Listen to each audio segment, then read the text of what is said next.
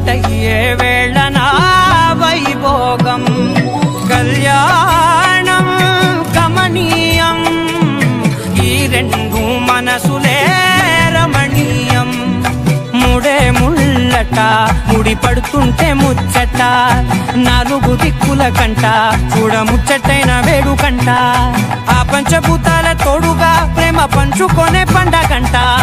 ఆరరుగల నిండుగా ఇది నూరెళ్ళ పచ్చని పంట